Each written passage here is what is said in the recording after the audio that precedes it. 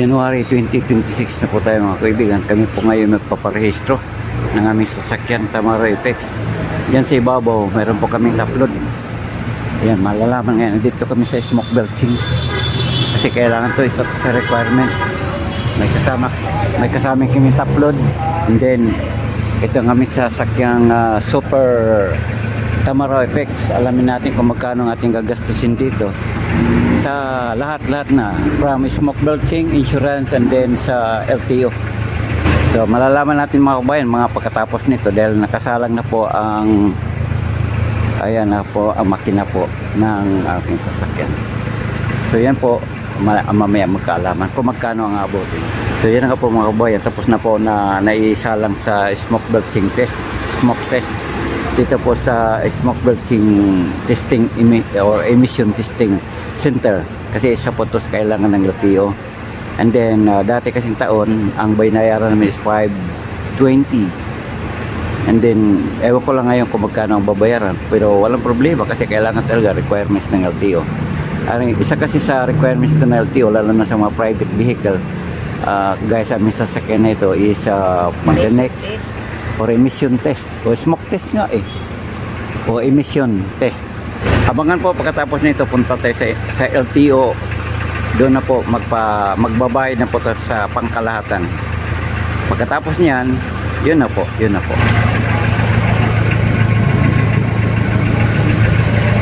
So ayun po sa papel na aming natanggap. Ito na po yung pangalan ng emission.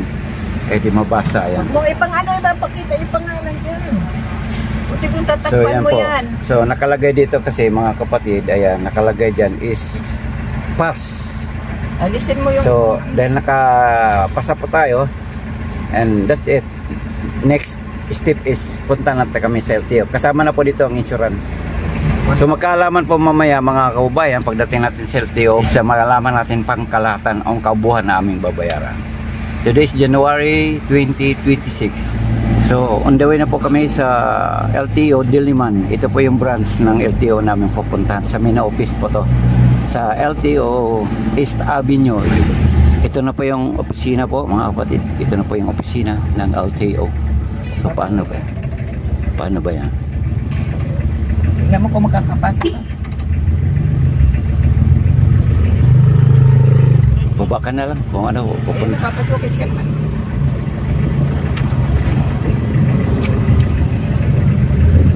Pwede daw pasok. Parehistro. Ayan, pwede daw. So ito na po, pasok na po kami. Yan, nandito na. Ito na po yun. LTO Diliman. Dito ka na lang, marami. Alright. Baba na. So yun, gano'n lang kabilis. Di ko na ako na nag-video pero yun yung mamang naglaka. Yun ang nag-check sa akin. Sila po ang mga inspector dito. Sabi niya, under makina, headlight, hazard, tapos sa likod, park light. Kasi tinitingnan po yung tinitingnan yung mga lahat ng ilaw sa likod, park light, tail light, at saka plate light. So, yun po mga kababayan. Tapos yung reverse light. So muli ito po yung opisina. Dito po kami sa main office ng LTO Diliman. Ayun po ang opisina. Mamaya malalaman at sabihin ko, ipapalam ko rin sa inyo kung magkano inabot. So yun po na Diliman District Office. Ito po yung LTO. Dito po ito sa along East Avenue ng Quezon City. Kaya sabi ko nga nung nakaraan, sabi ko, sir, ba't din nyo sinama yung aming upload? Ba't hindi nyo nilagyan ng meron na kami dati? Sabi niya, isasama na raw. Kasi kailangan talaga na kasama yan sa rehistro. Dahil pagdating sa sitahan sa kalsada, wala nang masabi kundi okay naman, pasado kami sa lahat. So abangan lang po natin. Andun na po si MRS ko, siya po ang nag-assist doon. So yun po mga kaubayan. Ang hindi na lang po tayo bababa kasi for privacy baka makita tayo, bawal mag-video dito. So yun po mga kaubayan, abangan natin kung magkano ang binabayaran kasi si Ma'am Ski Shining, siya man ang nag-assist doon. At yun na nga, nireklamo ko, sir, bakit hindi nyo isinama yung upload? Ayan, siya nga, o nga, bakit walang upload doon? Sabi ko, kasalanan nyo. Sabi ko, may upload kami, sumusunod kami sa batas kung ano man kailangan. Sabi niya, o nga, sige, di bali yan. Sabi niya, yung upload daw namin, isasama. So mamaya, malalaman kung magkano ng kabuhan. Dahil nung nakarang taon, ang binayaran namin is 100 pesos lang po yan mga kababayan. Kung mayroon kayong top load, 100 pesos pa lang po yan. Kasama yan sa pagpaparehistro. Isasama po yan doon sa resibo ha, sa resibo. Yun po. So ito po yung aming sasakyan. Bagamat sabi nga nila mga old model, pero ito hindi pa ito pasaway sa kalsada. Katunayan, nakababa akyat kami nga sa Baguio City, and then diretso kami Sorsogon ng Bicol. Ito pa rin Kaya hindi man siya nagreklamo, hindi rin kami tinirik. Pagkos tuloy-tuloy kaming bumiyahe. So kahit paano ang sasakyan namin ito na pakinabangan pa rin namin, kaysa naman bibili kami ng bago, hassle pa masyado. Mamaya pag nakakabili kami ng sasakyan kung ano pong mga problema. Ito wala na pong magiging problema. So, malinis po ang papel dito. Dati itong gasoline ang engine nito, ngayon pinalitan namin ng diesel, at yun po convert na sa diesel, maging nandun na po sa ORCR po. Right, at ito ay madalas pong nililigawan ng mga kababayan natin na sa Baguio City. Sabi niya, sir, binta mo ba yan? Bibili namin, kailangan namin yan sa Baguio City. Dahil ito po, napapakinabangan po sa Baguio. Dahil doon, kompleto pa kung may mga piyesa ang kailangan. Hindi kagaya dito sa Metro Manila, na phase out na talaga ito, pati mga piyesa. Sa Baguio City, ginagamit pa po ito ng pamasada, pang biyahe-biyahe, karga ng gulay, prutas, akyat baba, Baguio City to La Union, and then Pangasinan, and then Manila. Yun po yun. So sabi nga namin, hindi namin ito ibinta dahil matino pa naman ito para sa amin. Hindi kami binigyan ng problema. At saka malinis ang papel. Pag dating ng magpaparehistro kami, kagaya ngayon, nandito kami sa loob ng LTO compound. Ayan. Wala namang problema. Walang hassle, dire-diretso, bayad na lang kaagad at okay na. So ito na po yung mga kababayan, ang aming binayaran ay umabot na po ng 2,110. Ayan po. Ito po yung halagang aming binayaran. Ayan. So plus 1,400 plus doon sa smoke emission test at saka insurance. So all in all po mga kababayan, all in all 2,000, 3,506. 3,000. Oh, 2,000 yun plus 1,000 di ba? Basta whatever po mga kababayan, yun po ang kabuuan sa aming binayaran ngayon. 2026 po yan, January ngayon po. Dahil ang aming sasakyan is tuwing January ka pinagpaparehistro. Ito na. So yun po mga kababayan, kung kayo po yung magpaparehistro ng inyong sasakyan, lalo na private lang naman, hindi naman for public vehicle, for public service, ganun na po kabilis.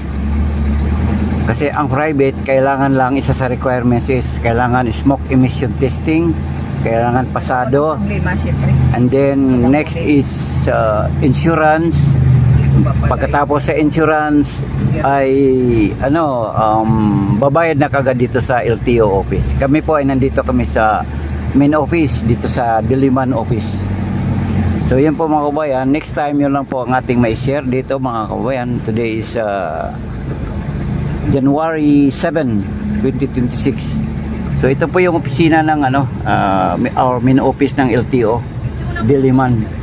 Ganun lang po kabibilis wala pa sa isang oras. Nag-start kami doon sa emission test dahil dito lang naman sa paligid ng LTO ang smoke emission testing. At okay naman, wala namang mga problema. Doon sa emission, pag doon ka na rin kumukuha ng insurance. Yun na nga din, yun na nga. So yan po, dahil okay naman doon sa smoke emission testing kasi mga kapatid is nandoon na rin yung pagkuha ng insurance. And then isang isang galawan na lang at mabilis po. So yan po mga kababayan, ganun lang po requirements is smoke emission, and then insurance, and yun na, bayad na po dito sa LTO office. Kahit saan, basta licensing office na mga sasakyan ang inyong pupuntahan. Walang problema ang sasakyan. Ang sasakyan, kailangan walang involved na sa krimen, walang problema kasi pag mayroong naka red flag at talagang i-hold yan. Alright, mga kabayan. Tapos yung mga violation. Yun po yung main office ng LTO Diliman. Yun po makikita. Makikita nyo yung logo. Ayan po, ayan po ang logo. So muli, LTO Main East Avenue po ito, yung mga kabayan. So ito yon, papalabas na po kami.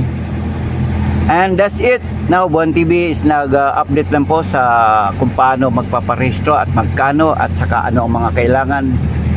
So, yun lang po mga kabayan. Hanggang sa muli, nandito na po kami sa gate. Lalabas na po kami. Ito na po yung East Avenue. Oh, East Avenue ng Quezon City. Ayan, nagdebate pa yung mga picture. Oh, ayan. So ito na po yun. Ang kaharap po, ito na po yung hindi, ito to ano, PSA. Ano ba yan? Is yan, brand. Ito, SSS office. Ito po yung SSS, and yung katabi is PSA. Ano ba yan? PSA, yung Philippine Statistic Office. So yun po. Ayan ang PCA.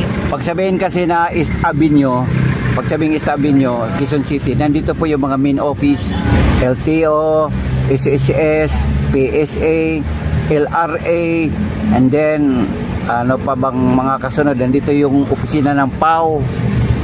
So isang tawid lang ng kalsada, yun na nga po, yan, SHS yan. And then ang next po yan, Main branch dito. ang katabi yun na po ang opisina or ang kalsada or ang Epifanio de los Santos Avenue at ang corner ng Timog or Bohol Avenue. And then at the same time, nando po yung sa banda pa ro. Andun po yung opisina ng or main office din naman ng GMA Channel 7. And that's it mga kababayan. Buwan TV is now nag-update lang po. Hanggang sa muli, magsama-sama po lang ulit tayo. Kung nagustuhan nyo ating pag-update ng kung paano at saka ilan or ano ang kailangan para magparehistro ng mga private vehicle, personal natin puntahan at magpaparehistro, walang tao tayong utosan. Yun lang po. Emission testing, and then insurance, and then yun na po, punta na sa opisina, bayad na po. Hanggang sa muli, babay na po mga kaubayan.